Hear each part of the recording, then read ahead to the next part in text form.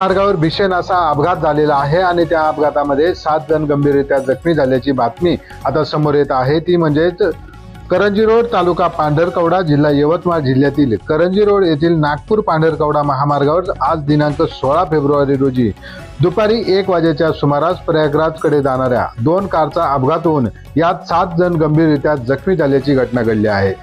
याबाबत सविस्तर वृत्त असे की प्रयागराजकडे जाणाऱ्या कर्नाटक बँगलोरकडील 2 वाहने करंजी महामार्गावर भरधाव वेगाने नागपूरच्या दिशेने जात होती।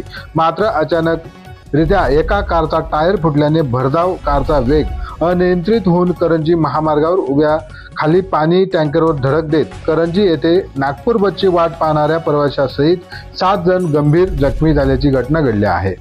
यात गाडी क्रमांक K51MM 7804 यातील 4 जण व नागपूरकडे जाणारे प्रवासी 3 असे एकूण 7 जण गंभीररित्या जखमी झाले आहेत।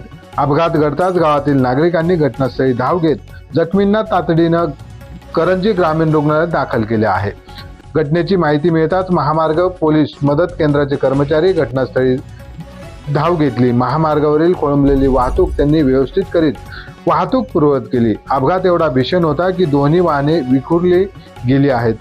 जर का 4 चाकी वाहनांमध्ये एअर बॅग नसत्या तर मोठी जीवितहानी या ठिकाणी घडली असती। याशिवाय करंजी रोड येथे नागपूर दिशेने जाणाऱ्या राज्य महामंडळ बसेस ह्या सर्व्हिस रोडवरून गेल्या असत्या तर आज उभ्या प्रवाशांवर अपघात ओढावला नसता।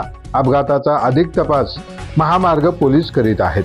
महाराष्ट्र क्रांती न्यूज साठी पांढरकवडा तालुका प्रतिनिधी राजीव आगरकर, जिल्हा यवतमाळ।